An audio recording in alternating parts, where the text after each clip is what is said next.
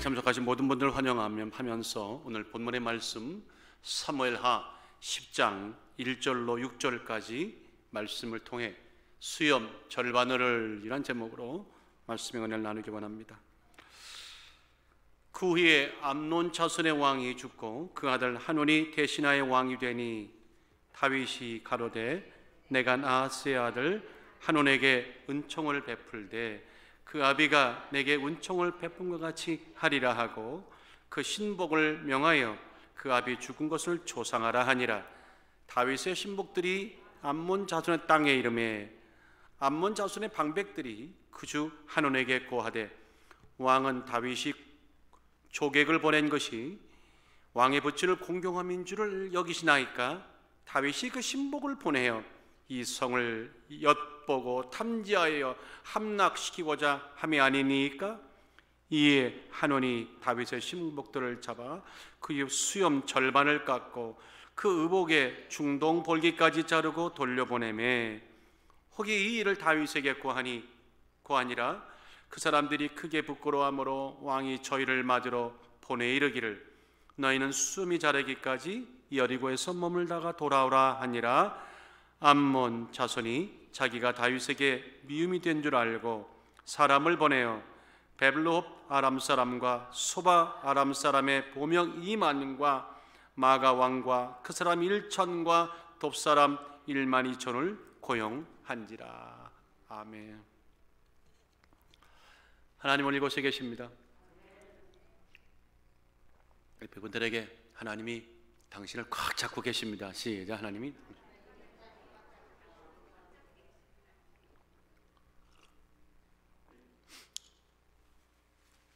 빨간 신호등 건너가지 말라는 얘기죠. 빨간 신호등이 켜진 어느 길거리에 그 신호등을 무시하고 할머니 한 분이 그만 막 허겁지겁 건너가다가 그만 중간에 넘어지고 말았습니다. 그랬더니 반대편에 서 있던 어떤 청년이 깜짝 놀라서 달려와서 얼른 할머니를 촥 부추기면서 할머니 괜찮으세요? 다친 데 없으세요? 하마터면 큰일 날 뻔했어요. 그랬더니 할머니가 갑자기 그 청년을 째려보더니 야 이놈아 지금 뭐 다치고 큰일이고 문제야? 쪽팔려 죽겠는데. 네, 이런 말 안 쓰려고 했는데 거시기 하려고 했는데 거시기가 안 나왔어요. 한번 따라합시다. 어찌됐건 넘어지면 창피하다. 예, 정말 넘어지면요 창피한 일입니다. 넘어진다는 말 실족이란 말이잖아요. 실족. 다리를 잃었다는 얘기 아니라 걸려 넘어졌다, 발을 헛디뎠다, 미끄러졌다. 여러분 실족하다는 말의 그 헬라 말은 스칸달톤이란 말이에요. 스칸달톤이란 말, 이 스칸달론이란 말은 그 무리를 빚고 충격적인 일, 어떤 그런 일을 우리가 영어로 스캔들이라고 하잖아요. 이 스캔들이 스칸달론에서 유래가 된 것입니다. 영적으로 넘어지는 것에 대해서 성경은 굉장히 단호합니다. 고의적으로 누군가를 넘어뜨리는 그런 행동에 대해서도 단호하지만 스스로가 영적으로 깨어있지 않다가 넘어지고 마는 자기 실족에 대해서도 성경은 아주 신랄하게 꾸짖습니다. 마태복음 18장 7절에 실족케 하는 일이 있음을 인하여 세상에 뭐가 있도다? 화가 있도다. 다 같이 시작. 실족케 하는 일이 없을 수는 없으나 실족케 하는 그 사람에게는 화가 있도다. 화가 있도다. 두 번이나 나오잖아요. 여러분 마태복음 5장 29절에는요 그래서요 아주 대단한 얘기가 나옵니다. 만일 내 오른이 너를 실족케 하면, 왜 말씀들 안 하세요? 내 오른이 너를 실족케 하면 빼어버리라. 만일 내 오른손이 너를 실족케 하거든 미안합니다 찍어버리라. 여러분들 이거 주님께서요 하신 말씀 일종의 과장법이죠. 과장법이지만 그만큼 실족은 된다 안 된다? 안 된다. 어떤 경우에도 자기 실족 남을 실족해 하는 거 이거는 안 된다. 경계해야 된다는 겁니다. 실족해 하는 일에 대해서는 철저하게 용납하지 말라. 경계하라. 오늘도 넘어진 자들이 있는가? 얼른 예수의 보혈 외치며 일어날지어다. 이 강력한 요구가 여기에 담겨 있습니다. 오늘 그러한 차원에서 본다면 오늘 본문이 너무 우리 눈에 크게 들어옵니다. 우리의 눈길을 끌기에 아주 충분합니다. 왜냐하면 어떤 실족한 사람의 이야기입니다. 어떤 넘어진 사람의 이야기입니다. 그냥 넘어지지 않았습니다. 아주 크게 넘어진 사람의 이야기입니다. 자, 한번 내용을 한번 볼까요? 다윗이 왕자에 올라간 때, 이제 나라가 평안을 유지하던 어느 때 이웃의 암몬 왕 나하스가 죽게 됐습니다. 암몬 왕 나하스가 죽었다는 소식을 들은 다윗이 과거 자기가 사울 왕에게 쫓겨다닐 때에 지었던 어떤 신세를 기억하고 선의의 좋은 뜻에서 조문단, 사절 조문단을 그 아들 한운이 다스리는 암논에게 파송했습니다. 자, 여러분들, 나하스의 아들 한운이 그 조문 사절단을 맞이하면서 아주 기쁘게 그들 기쁘게 영접하거나 예의를 바르게 그들을 받아들인 게 아니라 성경에 보니까 자신의 성을 염탐하러 왔고 결국적으로 이 성을 함락시키기 위한 아주 불손한 의도에서 조문 사절단을 파송했다고 하는 자기 수하들의 이야기를 귀에 담고 그 말을 100% 받아들여서 세상에 조문을 하러 온 한 국가의 사절단을 큰 치욕을 안겨줬습니다. 수염을 절반을 자르고 가장 부끄러운 부분 엉덩이가 나올 정도로 옷을 잘라서 이런 황당한 모욕적인 광경이 오늘 본문에 기록이 되어 있습니다. 4절에 보세요. 이에 한온이 다윗의 신복들을 잡아 그 수염 절반을 깎고 그 의복의 중동 몰기까지 자르고 돌려보내매 이렇게 나오잖아요. 여러분들, 이 황당한 사건, 있을 수 없는 사건이 벌어졌습니다. 결국 이 사건 때문에 전쟁이 일어나요. 근데 공교롭게도 그 전쟁은 다윗이 화가 나서 일으킨 전쟁이 아니라 모욕을 주었던 한운이 이웃나라 그 아람에게 요청해서 3만 명이 넘는 3만 한 2천 명의 그 용병들을 고용해다가 전쟁을 일으키고 뜻하지 않은 전쟁에 처하게 된 다윗은 요압을 내보내고 요압 장군이 이끄는 모든 다윗의 병사들은 놀랍게도 그 전쟁에서 승리하고 악을 진멸하는 그런 놀라운 그런 이야기가 오늘 본문에 기록이 되어 있어요. 다른 사람은 몰라도 국가에서 좋은 뜻으로 보냈던 조문사절단을 욕을 주었던 한운에 대해서는요, 그가 전쟁을 일으킨 이 모든 일에 대해서, 그래서 그로 인해서 나라의 위기가 왔던 그 모든 일은 한마디로 말합니다. 암논의 왕 한운은 누가 봐도 실족한 자입니다. 넘어진 자입니다. 넘어졌다고 하는 겁니다. 자기만 넘어진 것이 아니라 한 나라가 통째로 쓰러질 수 있는 위기까지 갔던, 이렇게 크게 넘어진 자입니다. 오늘 이 아침에 우리가 성탄을 이제 한 주 남겨놓은 이때에 1년을 우리가 한번 돌이켜보면서 우리는 오늘도 힘있게 걷고 있는지, 아니면 넘어졌든지 아니면 또한 넘어져 있는지를 한번 영적으로 돌아볼 수 있는, 넘어졌다면 왜 넘어졌을까? 무엇 때문에 우리가 넘어졌을까? 새로운 각오로 말씀을 돌아보면서 다시는 넘어지지 않는 실족과 영적인 실족과 나와 관계가 없는, 우리와 관계가 없는 은혜로 충만하시기를 예수의 이름으로 축원합니다. 여러분들 왜 넘어질까요? 한번 다 같이 읽읍시다. 시작. 은혜를 은혜로 여기는 마음의 창, 시야가 열린 자가 복되도다 실족하지 않는다. 바꿔 말할까요? 은혜를 여기는 마음의 창시자가 다친 자, 실종된 자, 사라진 자는 반드시 영적으로 넘어진다는 겁니다. 자, 오늘 이 말씀을 나누기 전에 오늘 이 사무엘하 10장이지 않습니까? 본문이. 근데 이 10장 바로 앞장 9장을 보면 이 10장과 대조적인 아주 흥미로운 사건이 하나 나와요. 어떤 사건이 나오냐면 그 사울 왕을 평생 한 10여 년 동안 죽이려고 쫓아다녔던 사울 왕의 손자예요. 요나단의 아들 무비보셋이 이제 뭐 끈떨어진 왕자죠. 다윗의 왕권 앞에서는 어느새 죽어나가야 할 인물이죠. 근데 그 무비보셋에게 다윗이 큰 은혜를 베푸는 아주 상당히 의외적인 사건이 나옵니다. 그랬더니 당사자도 그 일이 놀라워서 사무엘하 9장 8절에 보니까 이렇게 말합니다. 저가 절하여 가로되 이 종이 무엇이간데 왕께서 죽은 개 같은 나를 돌아보시나이까.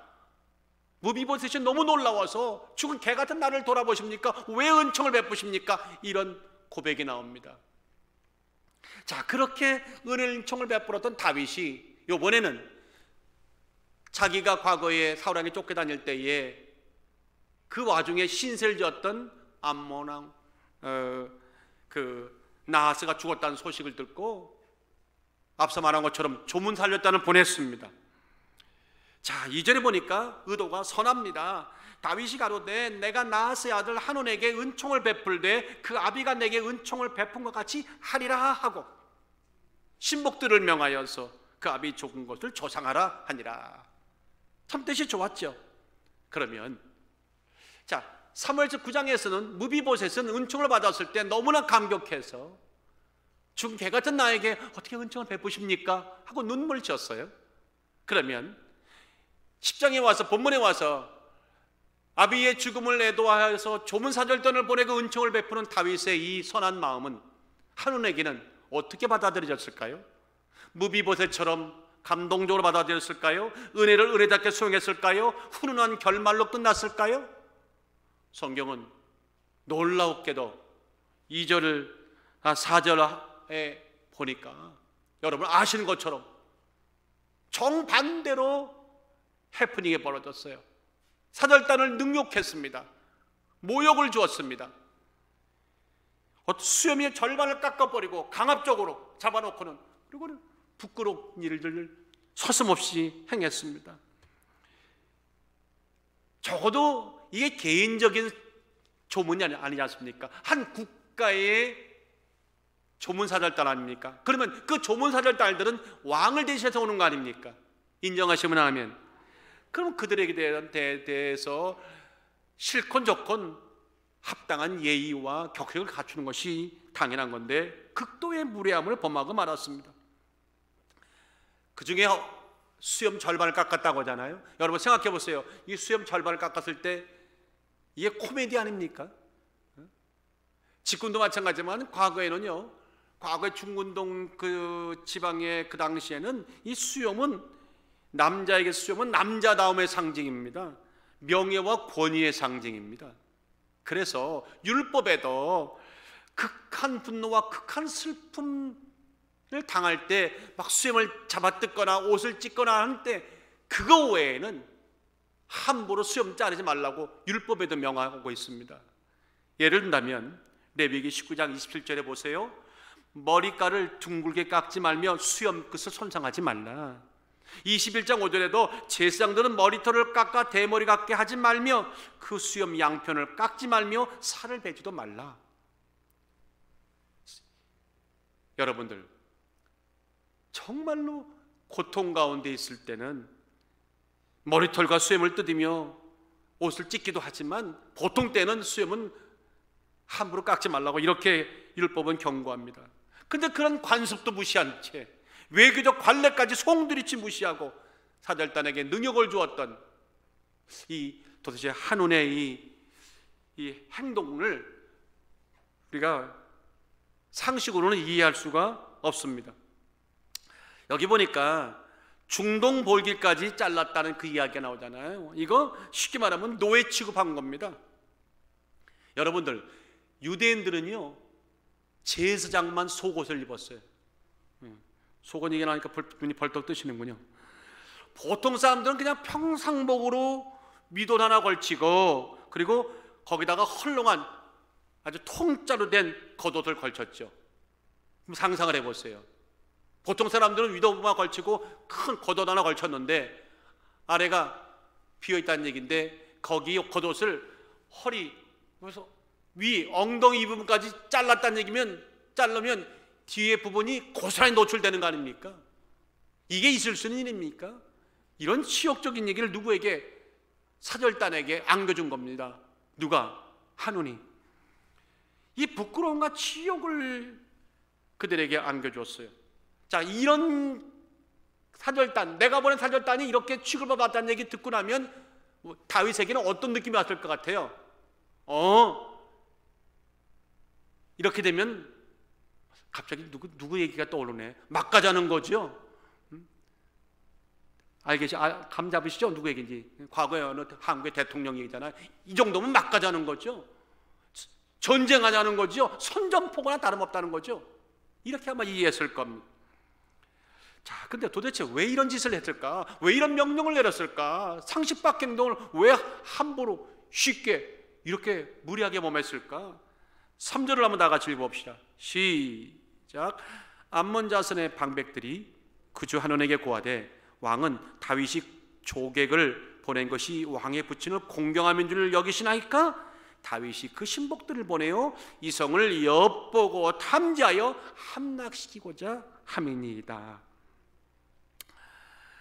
한마디로 말하면 다윗이 꼼수를 가지고 사절단 핑계를 삼아가지고 그 암논의 곳곳을 염탐하고 마지막 전쟁 일으켜가지고 나라 빼앗으려고 하는 것이다. 사실입니까 아닙니까? 팩트입니까 아닙니까? 이거 절대 팩트 아닙니다. 설령 팩트였다 하더라도 사절단에게 이렇게 대할 수 있나요? 동서고금에 이런 적은 없습니다. 설령 그런 의심이 갔다 하더라도 이렇게는 안 합니다. 어떤 설명과 변명을 늘어놓아도 다 같이 수용 불가다. 시작. 수용 불가다. 납득 불가다. 이거는 다윗의 호의를 아주 그냥 땅바닥에다가 팽개치고 발로 짓밟은 무지한 행위일 수밖에 없습니다. 자, 그로 인해서 전쟁이 났어요. 전쟁이 일어났어요. 그런데 놀랍게도 암논의 군대가 패배하는, 이스라엘 다윗의 수한테 승리하는 역사가 기록이 13절 4절에 했어요. 물론 이 전쟁도요, 나중에 보시면 아시겠지만 한온이 일으키는 거예요. 다윗이 일으킨 게 아니라 한온이 도리어 뻔뻔한 짓을 해놓고 전쟁까지 일으켰어요. 자, 하나님은 이렇게 스스로 악을 행하면 스스로 망할 수 있는 그런 길을 하나님께서 만들어주시고 열어주시는 것을 볼 때 우리가 늘 두려운 마음을 갖기를 주의 이름으로 촉원합니다. 한번 따라 합시다. 은혜를 포착하는 시선, 다 같이 저 화면 보시고 시작. 은혜를 포착하는 시선, 그 시야가 열리느냐 아니냐가 핵심이다. 여러분들, 어떤 은혜를 받았을 때 이것이 은총이냐 아니냐를 깨달을 수 있는 시선이 있다는 거, 그런 자각이 있다는 거, 그런 의식이 있다는 거 참으로 중요합니다. 이러냐게도 한온이라고 하는 이 암논의 왕 한온이란 뜻의 이름이 자비를 받다, 은혜를 받다, 호의를 받다는 뜻이에요. 그러면 우리는 이렇게 말할 수 있죠. 이름값도 못했다. 이름은 호의를 받는 사람인데 호의를 받았나요? 호의를 도리어 저버렸죠. 호의를 외면했죠. 호의를 엎어버렸죠. 호의를 등 돌렸죠. 제가 오늘 이 말씀을 여러분과 나누면서 이런 의문이 드는 겁니다. 이렇게 은혜를 은혜답게 포착하지 못하는 시선을 가진 자는 한운만 그러더냐? 한운만 그러더냐? 그렇지 않다는 겁니다. 오늘 우리 주변을 돌아보면, 우리의 심령 상태를 돌아보면 수천 년이 지난 지금에도 우리 주변에서 하는과 같처럼 은혜를 은혜답게 여기지 못하는 그 시각과 그 무지함들과 영적으로 게으름들이 어른거린다는 거 아닙니까? 그런 그림자들이 우리의 삶을 기웃기웃거린다는 거 아닙니까? 지금 성탄이 목전입니다. 다음 주일은 성탄입니다. 금년 안에 수많은 일들이 있었습니다. 근데 문제는 뭐냐면 어떤 어려움과 역경이 있다 하더라도 내게 부어주었던 하나님의 은혜가 있는데, 믿으시면 아멘. 그 은혜는 거부할 수도 없고 부정할 수도 없는 확실한 생명의 은혜였습니다. 그럼에도 불구하고 내가 도대체 그 갚을 길 없는 은혜를 받았다고 하는데 진짜 받았는지 안 받았는지, 받았는데 무엇을 받았는지 스스로가 묻어버리고 아니라고 부정하는, 결과적으로 부정하는 그런 아이러니한 일들이 오늘 우리 주변에서 얼마나 비일비재함이 일어나고 있습니까? 이름하여 영적 무감각한 자들이다. 은혜를 여기지 아니하는 것, 은혜를 은혜답게 반응하지 않는 것, 이거는 영적으로 병든 증거입니다. 아무쪼록 여기 계신 분들은 은혜를 은혜라고 말하는 그런 포착하는 시선과 시각들이 열려있기를 예수의 이름으로 축원합니다. 요한복음 3장 19절에 그러므로 그 정죄는 이것이니 곧 빛이 세상에 왔을 때 사람들이 자기 행위가 악함으로 빛보다 어두움을 더 사랑한 것이라. 이 땅에 참빛 예수가 왔어요. 진리가 선포되었고 우리는 그 진리를 통해 믿음으로 구원받았는데, 우리의 본성들은 그 생명의 역사를, 은혜의 역사를 못 보게, 아니 저버리게 만드는, 어둠에 거하는, 어둠을 더 사랑하는 그런 길로 우리를 인도하더라는 겁니다.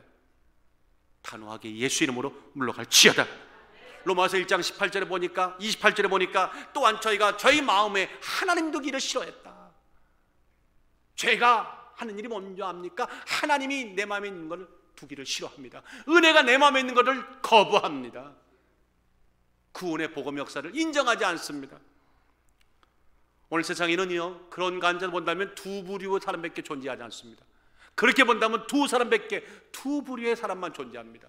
하나는 은혜를 은혜답게 여기고 은혜를 포착하는 시선이, 건강한 시선이 살아있는 사람, 믿으시면 아멘.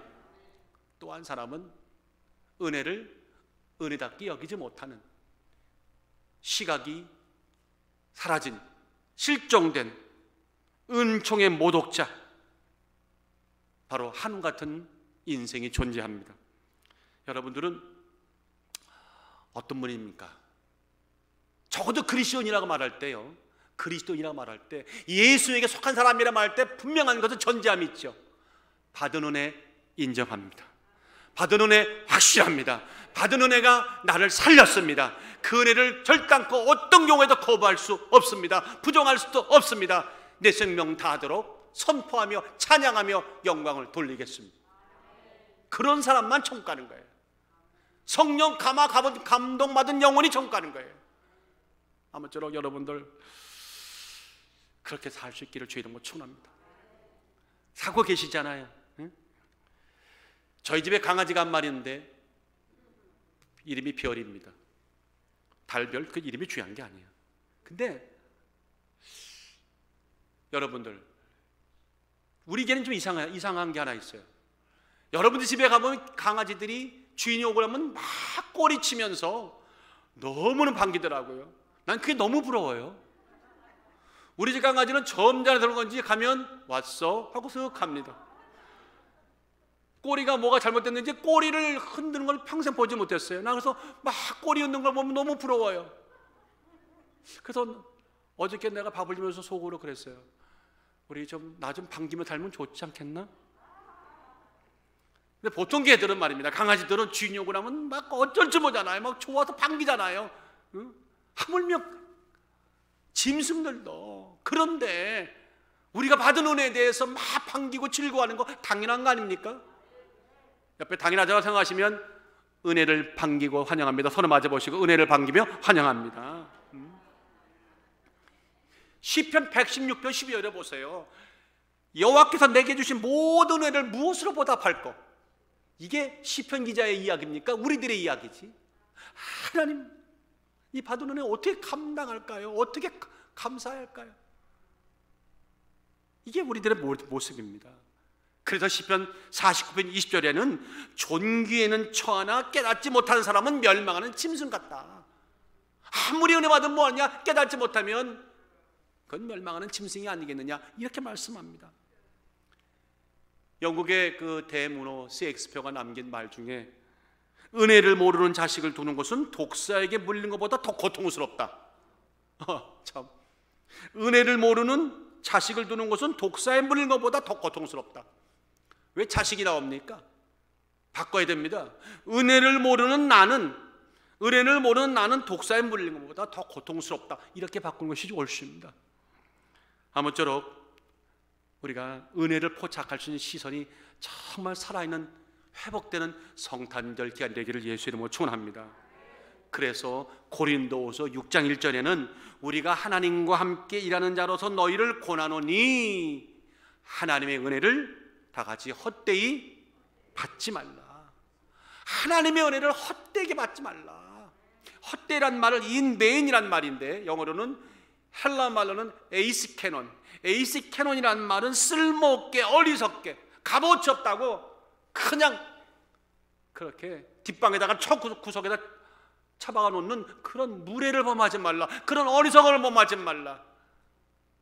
여러분들, 누구는 부르고 싶어도 못 부르는 찬송이 우리가 부르는 찬송이에요. 우리는 이렇게 교회 와서, 여러분 교회 온다고 해가지고 여러분들 수갑채 갑니까? 그러지 않잖아요. 교회 오셔서 찬양을 부르고 기도하고 집에서 찬양하고 기도하지만 어떤 나라 어느 곳에는요, 부르고 싶어도 그 찬양을 못 불러요. 그 찬양 한 소절 불렀다고 가족이 멸문지화 당하는 그런 일이 있는 것을 보면, 우리가 오늘 여기 있는 거, 예배 드리는 거, 은혜 다 같이 은혜롭다 하늘 위에서 내려오네, 거기까지만 합시다. 은혜를 내려오는 주시고 은혜를 받고 은혜를 인정하는 내 가슴은, 우리 가슴이 더욱더 뜨거워지기를 예수의 이름으로 축원합니다. 한온의 실족은 조문사절단에게 갖은 모욕을 안겨준 것도 모자라서요, 아예 이제는 용병을, 다른 나라의 용병까지 끌어다가 이제 전쟁을 지가 일으키는 거예요. 여기 아주 절정을 이루어요. 한국말에 그런 거 있잖아요. 방귀 낀 녀석이, 참, 어쩌면 그 말이 맞는지 몰라요. 6절에 보세요. 아람 사람 보병과 용병들을 보다가 전쟁을 일으키잖아요. 세상에 이런 황당한 경우가들이요, 영적으로도 참 많습니다. 아무쪼록 우리는 은혜로 여기는 따뜻한 마음이 날 충만하시기를 예수 이름으로 축원합니다. 여러분, 창세기 6장을 보시면 홍수로 이 땅을 멸하시겠다고 하는 하나님의 엄청난 그 저주의 이야기죠. 그런 어마어마한 얘기가 노아에게 떨어졌어요. 어느 날 갑자기 이 땅을 다 물로 멸하겠다고 하는, 너의 가족 외에는 멸하겠다고 하는 이 뜬금없는 이야기가 얼마나 두려웠겠어요. 그리고 거대한 방주를 짓지 않습니까? 아멘. 그럼 여러분들 보세요. 어느 날 갑자기 여러분에게 나타나셔서 이 땅을 다 물로 내가 다 쓸어버리리라, 너네 가족은 살려주마, 그리고 방주를 지어라. 방주를 지어라 했을 때 그 이야기가 여러분 같으면 어떻게 다가왔겠어요? 어떤 느낌으로 왔겠어요? 저는 이렇게 여기다 기록해놨어요. 감당하기 힘든 불확실성의 고단함이 담보된 어마어마한 요구다. 제가 해놓고도 이게 무슨 말인지 모르겠습니다. 이런 뜻이죠. 하나님이 방주를 지라는 얘기가, 밑도 끝도 없이 방주를 지어라, 어마어마한 방주를 지어라, 날짜도 연수 정해주지 않은 게 아니에요. 얼마나, 이거는 정말 감당하기 어려운 요구죠. 감당하기 어렵고 불확실성, 진짜 비가 내려가지고 홍수가 나가지고 다 죽을까, 그런 의심도 왜 안 들었겠어요? 이 말이 참 고상하다고 하시는 분들은 제가 속된 표현을 말씀드릴까요? 끝도 없는 개고생. 너무 심하다고요? 약간 올릴게요. 다 같이 행복 끝, 고생 시작, 이겁니다. 솔직히 말하면 밑도 끝도 없는 고생하라는 얘기잖아요. 120년의 방주를 지으라는 얘기가 엄청난 공력과 시간과 물질이 들어가는 건데, 진짜 120년에 비가 올지 안 올지도 모르는 이 불확실성에다가 투자한다는 거 대단한 거 아닙니까? 창세기 6장에 보니까 가라사대 내가 창조한 사람을 내가 침에서 쓸어버리되, 주여, 사람으로부터 육축과 기는 것과 공중의 새까지 그러하리니 이는 내가 그것을 지었음을 한탄하 함이라. 그러나 노아는 여호와께 은혜를 입었더라. 아멘. 그 다음에 보니까 15절에 저 방주의 규격이, 여러분들, 광이 넓이가 300규빗 150m 정도 되고, 너비가 50규빗 24m가 되고, 높이가 30규빗 14m. 오늘날로 저거를 계산해 보면요, 한 2만 톤 정도의 거대한 나무 상자 같은 그런 배 아닙니까?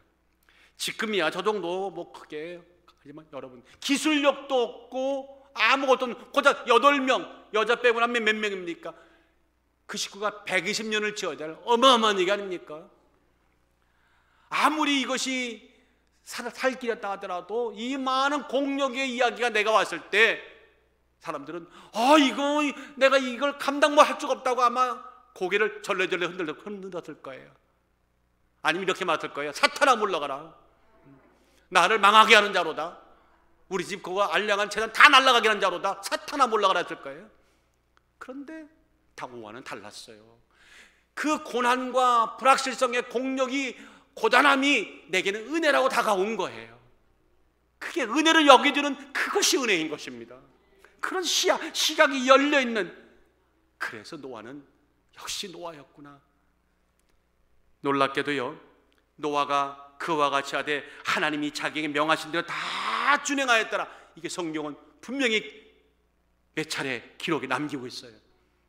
다 같이 노아의 시선은 달랐다. 은혜를 여기는 은혜가 있었다. 여러분들은 그런 애 유지하고 계시기를 예수 이름으로 축원합니다. 누가복음 10장도 동일한 얘기가 나와요. 여러분들, 예수님이 사마리아 비유 얘기하실 때 어떤 얘기인지 아시죠? 한 사람이 예루살렘에서 여리고로 내려가다가 강도를 만나서 거반 죽게 되었다. 아니, 돈만 가지고 가지, 그것도 때려가지고 다 죽게 생겼네. 그때 누가 지나갔다고 그랬습니까? 제사장도 지나가고 레위인도 지나갔습니까? 도와줬나요? 예, 그냥 지나갔어요. 그 이유는 여러분 아시니까 설명 안 할게요. 그런데 그때 유대인도 아닌 사마리아인이 지나갔어요.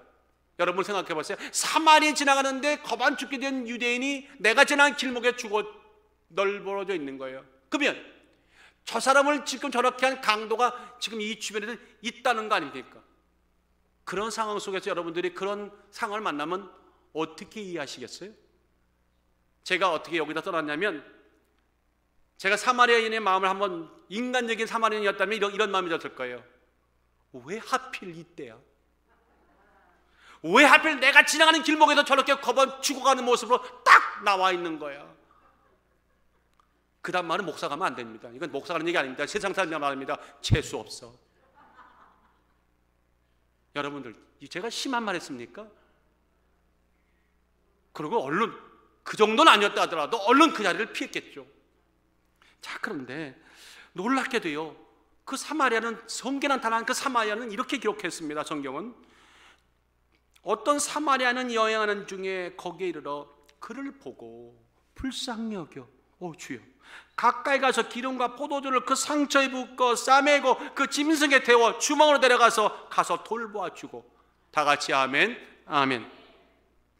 무슨 얘기입니까?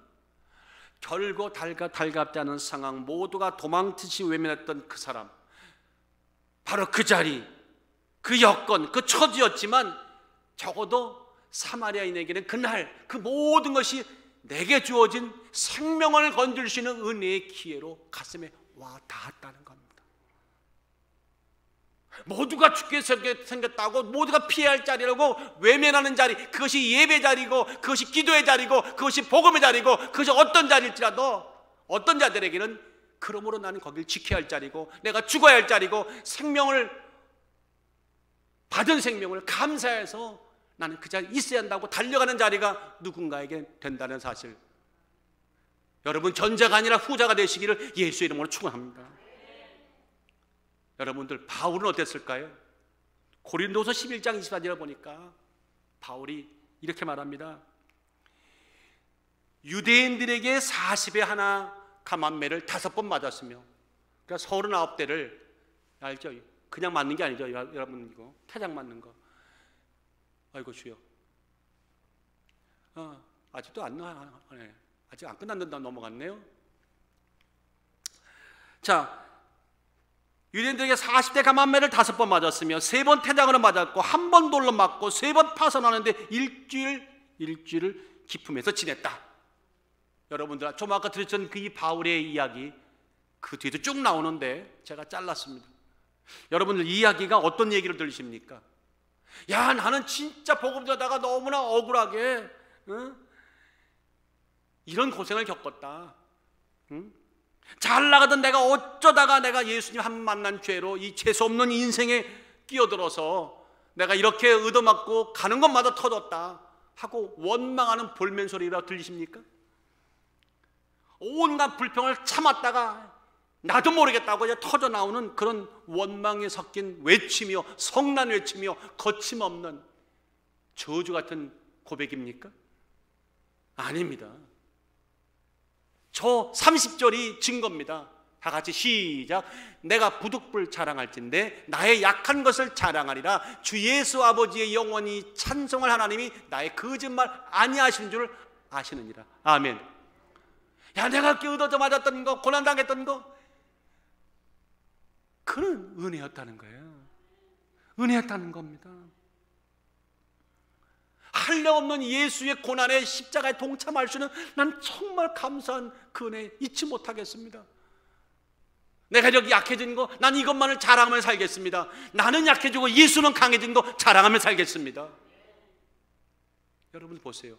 한결같이 믿음으로 살았던 사람들의 공통적인 게 뭔지 아십니까?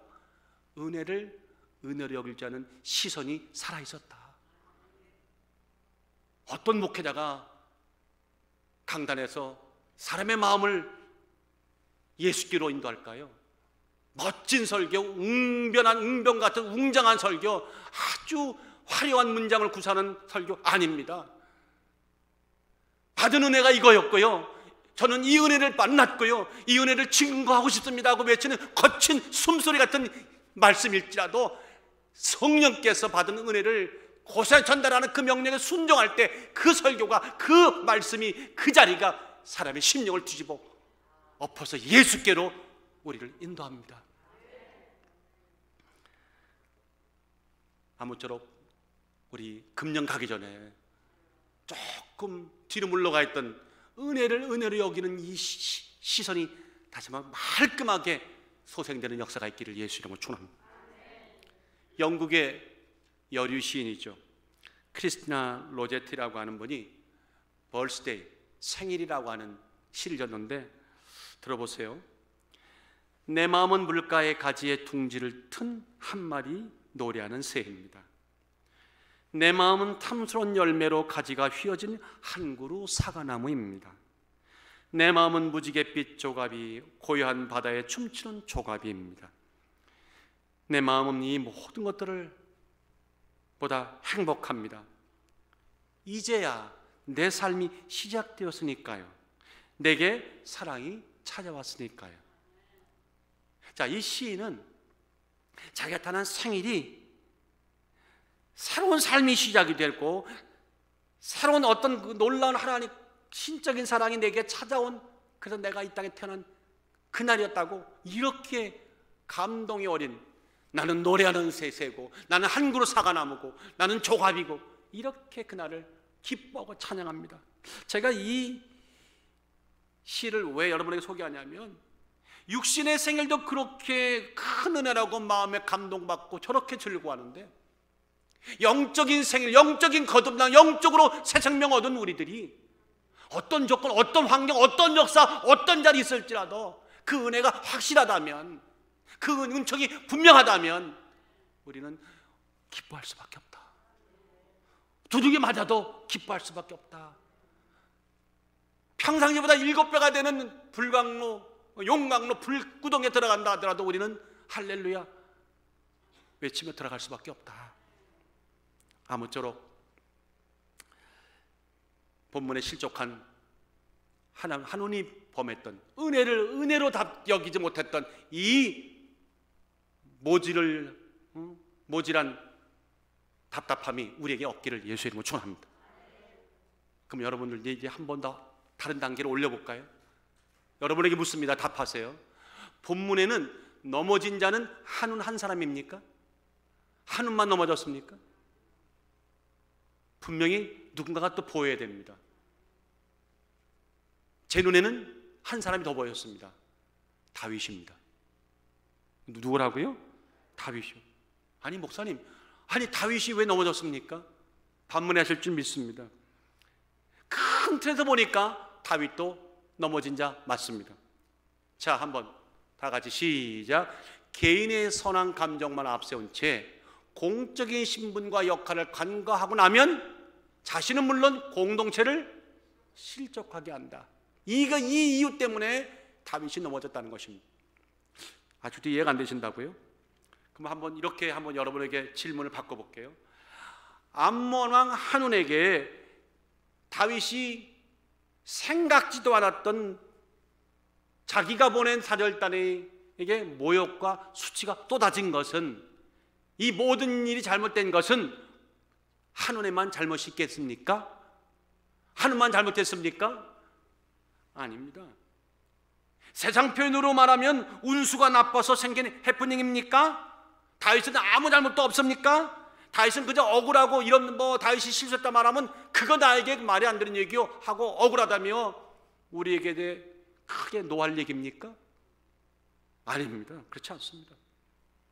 하나님 명령을 무시하고 이방인 왕에게 지나친 호의를 베푸려 했던 다윗의 주밀하지 못한 행동이 벌인, 물론 의도한 바는 아니었지만 그 결과가 결국은 자기 수하들에게 어려움을 당하고 나라까지 전쟁의 위기에 빠뜨리는 그런 어려움을 불러왔다는 것입니다.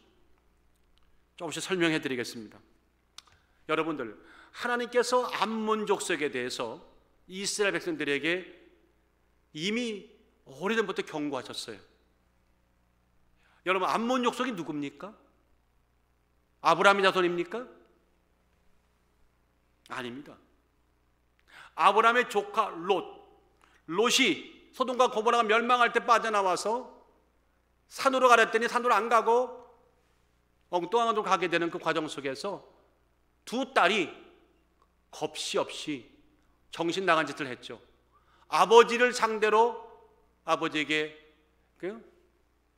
주여, 그래서 관계를 맺고 태어난 자손들이 있죠. 그게 큰 딸에게 낳은 자손이 모압이고 둘째 딸에게 낳은 자손이 암몬입니다. 자, 이렇게 말하고 나면 여러분들 창세기 19장에 정확히 말씀드릴게요.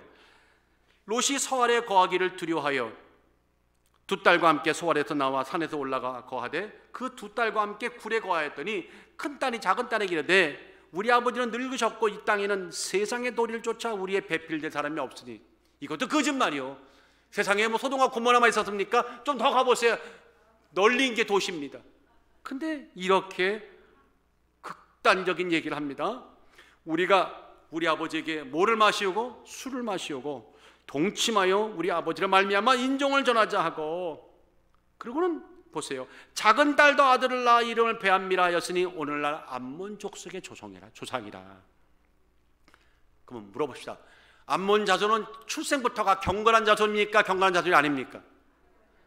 여러분이 드라마 보실 때 늘 나오는 것, 출생의 비밀인 자입니다.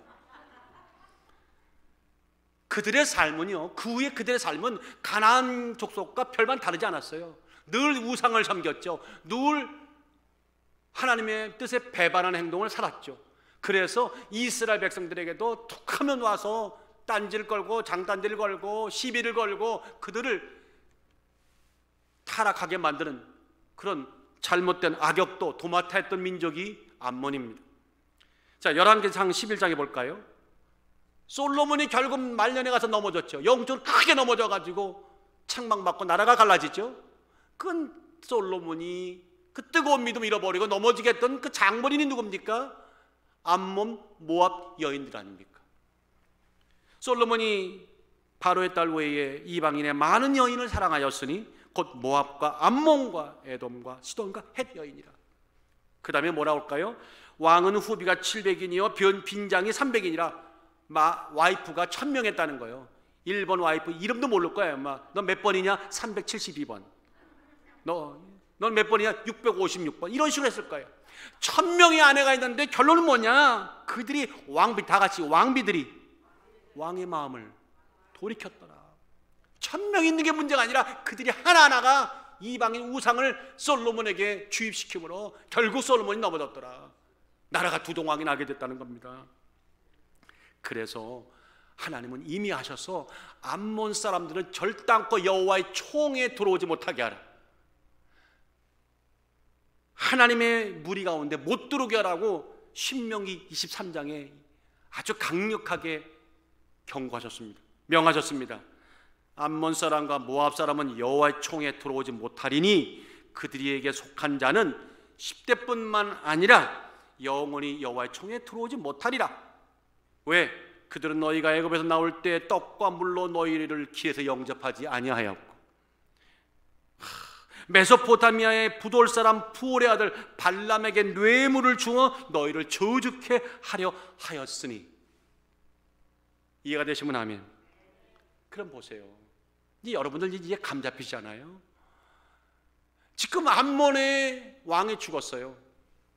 자, 그런데 지금 다윗은 누굽니까? 이스라엘 왕입니다. 지켜야 할 본분이 있고 사명이 있고 그에 합당한 위치가 있는 것이죠. 개인적으로 자기가 도망쳐 다닐 때 나하스에 의해서 신세진 거 그건 참 이해합니다. 그렇지만 암몬이 태고로부터 어떤 족속이었고 이스라엘 백성과 어떤 관계에 있었고 그들이 호시탐탐 무엇을 했는가를 본다면 오늘 받은 은총을 갖겠다고 한눈에게 조문사절단을 보낸 것은 한 번 더 짚고 또 짚고 또 짚어봐야 할 얘기입니다. 더욱이 그 좋은 뜻의 조문사절단을 보낸다 하더라도 그것을 받아들일 수 있는, 그 호의를 받아들일 수 있는 마음이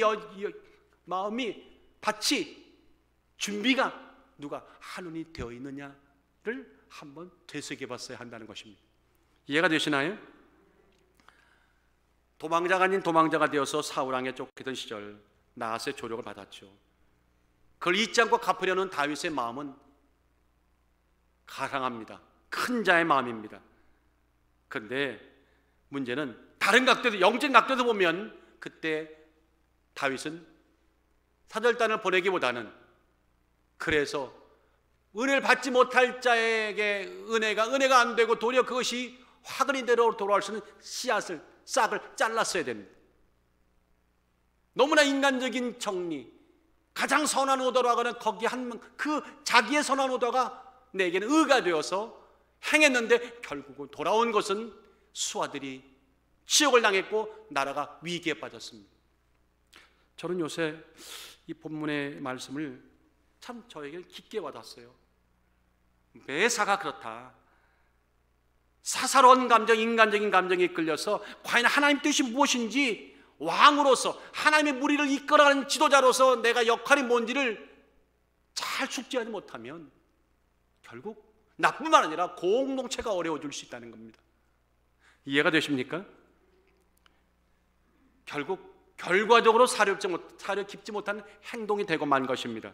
다윗의 선의가 전혀 받을 준비가 안 된 한눈에게는요 엉뚱한 빌밋거리가 되었고 그 빌밋거리가 된 그것이 결국적으로 뭐예요? 부질없는 짓이라는 결과로 매듭을 짓고 마는 것입니다.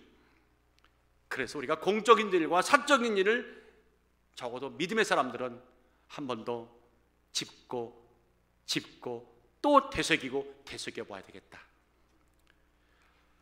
저는 이 다윗의 이 선한 의도에서 보낸 조문사절단, 이 파송과 전쟁을 그들이 일으켜서 거기에 전쟁터에 나갈 때에 요압 장군이 다윗의 수하들 입고 나가면서 했던 말과 아주 그걸 갖다 놓고 나니까 아주 묘하게 대조가 되는 거예요. 자, 무슨 말인가 하면 12절을 한번 봅시다. 12절 시작. 너는 담대하라. 우리가 우리 백성과 우리 하나님의 성읍들을 위하여 담대하자 여호와께서 선히 여기시는 대로 행하시기를 원하노라. 여러분들, 이건 누가 한 얘기냐면요, 요압 장군이 전쟁터에 나가서 그의 아우에게, 지금 아비새에게 지금 용기를 주는 얘기예요. 근데 핵심이 뭐냐면, 우리가 전쟁터에 나가 전쟁하더라도 하나님 뜻을 다시 한번 되새겨보고 하나님 원하시는 대로 하자는 거예요. 그런데 그의 죽은 다윗은 어땠어요? 하나님이 원하시는 대로 했나요? 묻지도 않았어요. 아, 내가 과거에 신세 졌어, 신세 갚아야 돼 라고 자기의 선한 의도대로 행동했어요. 아주 묘하게 대조가 되지 않습니까? 그런데 더 신기한 것은 3월 10장 요 사건이 끝나면서 11장 어떤 사건이 이어집니까? 그때 그 전쟁이 일단락되고 겨울이 와서 쉬었다가 과동하고 봄에 또 전쟁하러 나가는 그때에 다윗이 홀로 안 나가고, 알죠? 성전에서 늦게까지 홀로 기웃거리다가 누구를 보게 됩니까? 밧세바가 목욕하는 거 보고 음욕을 품게 돼서 남의 아내 취하는 일생일대 큰 범죄를 짓잖아요. 이걸 아셔야 돼요. 사무엘하 11장의 이야기가, 이 다윗의 추락의 이야기가 시작은 여기서 시작됐다는 거예요. 참 성경은 그래서요, 너무 무서운 거예요. 그러면 그리스도인들에게 이렇게 말한 거지요. 신앙인은 어떤 경우에도 말씀보다, 성령의 감동보다, 기도보다 자신의 감정과 행동을 앞장 세워지는 안 된다. 우리 한번 다 같이 읽어볼까요? 시작. 신앙인은 어떤 경우에도 말씀보다, 성령의 감동보다, 기도보다 자신의 감동과 행동을 앞장 세워서는 된다, 안 된다? 안 된다. 자, 이렇게 되니까 오늘 저는 이렇게 말하는 거죠. 다윗은 넘어진 자 맞습니다. 다윗 넘어진 자 맞습니다. 공인의 자리, 신분 역할을 잇거나 영적으로 깨어지 못할 때, 하나님 뜻을 올바로 분별하지 못할 때 스스로 결정에 만족해하는 어리석음을 누리게 될지는 모르겠지만, 그로 인해서 영적 해이가 오고 나태를 불러오고 결국 믿음이 물러가는 뜻하지 않은 결과를 초래한다. 저는 오늘 말씀을 마감하면서 꼭 이런 말씀을 여러분과 나누고 싶습니다. 중요한 것은 내가 얼마나 많은 사람들에게 친절을 베풀고 열심히 많은 일을 하느냐가 아니다.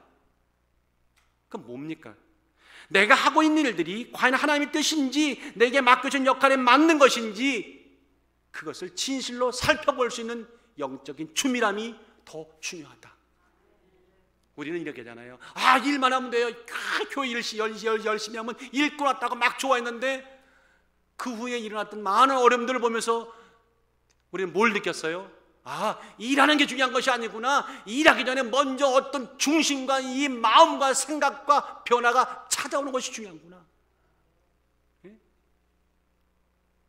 Being before doing. 뭘 하기 전에 어떤 존재로 바뀌어야 된다는 거예요. 그걸 확인하는 작업이 얼마나 중요한가. 금년에 우리가 이제 12월 얼마 안 남은 이때 정말로 자신의 선한 감정이라고만 앞장서서 하나님 뜻을 세밀히 살피지 못하는 이런 함정에 빠지지 않도록 다시 한번 우리 주의하고 돌아보는 은혜가 있기를 원합니다. 20세기 영국의 그 복음주의자죠. 현대 복음주의자의 지대한 영향을 줬던 신학자요, 목회자 존 스타트 목사님이 교회 내에 있는 모든 지도자들에게는 5가지가 꼭 있어야 된다는 겁니다. 하나는 뭐냐면 클리어 비전, 분명한 비전.